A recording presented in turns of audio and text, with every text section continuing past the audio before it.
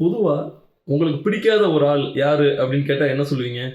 உங்களுக்கு எதிரா செயல்படக்கூடிய ஆட்கள், உங்களுக்கு பிரச்சனை ஏற்படுத்தக்கூடிய ஆட்கள், உங்களோட நடவடிக்கைகள கேள்வி கேட்கக்கூடிய ஆட்கள், நீங்க செய்றது தப்புன்னு சொல்லக்கூடிய ஆட்கள், இவங்கள தானே நீங்க எப்பயுமே எதிரியா ஃபிக்ஸ் பண்ணுவீங்க. அப்படிதான் இங்க நெறைய பேர் பெரியார எதிரியா ஃபிக்ஸ் பண்ணியிருக்காங்க.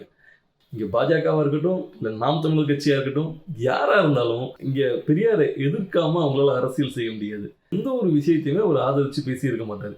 அப்படி ஒரு விஷயத்த ஆதரிச்சு பேசுறாரு அப்படின்னா, அத வேற ஒரு கோணத்துல பார்க்கும்போது அத எதிர்த்து பேசியிருப்பாரு.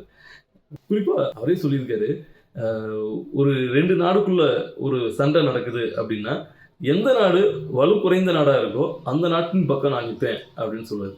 அப்படி அந்த வலு குறைந்த நாட்டுல ஒரு முதலாளிக்கும், தொழிலாளிக்குமான பிரச்சனை அப்படின்னா, நான் அந்த தொழிலாளி பக்கத்துல நிப்பேன். அந்த தொழிலாளிகளுக்குள்ள சாதி அடுக்கு இருந்தது அப்படின்னா, அதுல கடைநிலையா எந்த சாதி இருக்கானோ, எவன் பிரச்சனைக்குள்ளாகுறானோ, அந்த சாதி கூட நான் நிப்பேன்.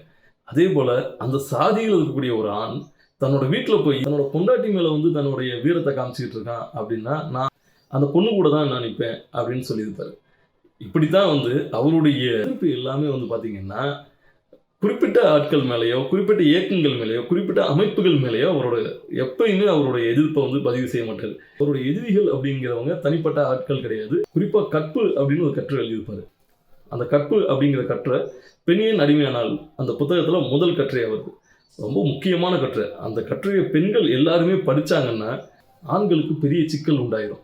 அந்த காலத்துல மட்டும் இல்ல, இப்ப வரைக்கும் கற்பு அப்படிங்கிறது பெண்களுக்கு தான் சொல்லப்படுது. இன்னைக்கு தேவடியாள் அப்படின்ற ஒரு வார்த்தை இன்னைக்கு சொல்றோம். விபச்சாரி அப்படின்ற ஒரு வார்த்தை தமிழ்ல சொல்றோம் அப்படின்னா, அது பெண்ணுக்கு மட்டும் தான் இருக்கு. ஆணுக்கு கிடையவே கிடையாது. அப்ப ஆண் எத்தனை பேர் கூட வேணாலும் போலாம். ஆனா ஒரு பெண் என்பவள் ஒருத்தன் கூட தான் இருக்கணும் அப்படிங்கிற ஒரு கல்ச்சர் இருக்கு இல்லையா? இந்த கல்ச்சருக்கு எதிராக அவர் செயல்படுறாரு. கற்பு அப்படின்னா 2 பேருக்கும் பொதுவானதாக இருக்கணும் அப்படின்னு தான் தந்தை பெரியார் சொல்றாரு. அது ஆணா இருக்கட்டும், பெண்ணா இருக்கட்டும். அவர் கற்புக்கு எதிரா பேசல. ஆனா இங்க நெறைய பேரு என்ன சொல்லிட்டு இருக்காங்கன்னா, தந்தை பெரியார் கற்புக்கு எதிரா பேசிட்டு இருக்காரு. கற்பு இருக்கக்கூடாதுன்னு பேசிட்டு இருக்காரு அப்படின்னு. கற்பை பொதுவாக்கணும்னு தந்தை பெரியார் சொல்லியிருக்காரு. ஆணுக்கும் பெண்ணுக்கும் கற்பு பொதுவாக இருக்கணும்னு சொல்லியிருக்காரு. எனக்கு இப்பதான் தோணுது, ஏன் சீமான் இவ்வளவு தூரம் பெரியாரை எதிர்க்கிறாரு அப்படின்னு.